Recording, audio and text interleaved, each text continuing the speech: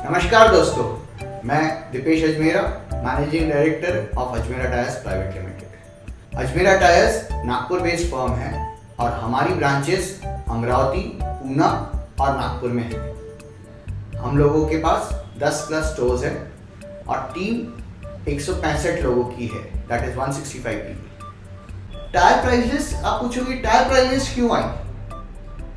Tyre prices की कहानी ऐसी है कि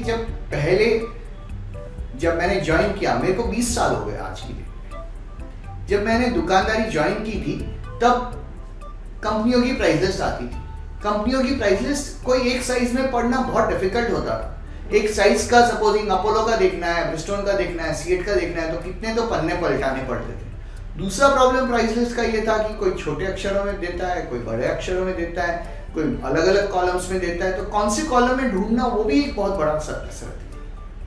वहां से हम लोगों ने सोचा कि एक काम करते, हम लोग हमारी खुद की प्राइस लिस्ट बनाते हैं। हम लोगों ने हमारी प्राइस लिस्ट बनाई। हम लोगों को प्राइस लिस्ट तो बन गई, लेकिन उसको बांटना, उसको चेंज करवाना ये बहुत डिफिकल्ट था।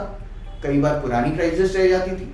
फिर जब तक कंप्लेन नहीं आती, अरे तुम क्या प्राइस में बेच रहे हो, तब तक हमको समझ में नहीं आता था कि प्राइस तो पुरानी वाली लगी हुई है, नई प्राइस लिस्ट चेंज ही नहीं हुई। कई बार हम लोग ने जब ऐसा पता चला कि बाजू वाला सस्ते में बेच रहा है या ऐसा कुछ कर रहा है, तो मैंने जाकर देखा, वहां पर उनसे बात की, तो बोले देख मैं तो ये प्राइस लिस्ट में बेच रहा हूँ। मैंने देखा तो प्राइस लिस्ट पुरानी थी। वहां से हमको ध्यान में आया ये तो प्राइस लिस्ट का प्रॉब्लम है। डीलर को नफा कम चाहिए ये वाली बातें नहीं है, उसके पास प्राइस लिस्ट ही राइट नहीं रहती है, इस चक्कर में नहीं होता है।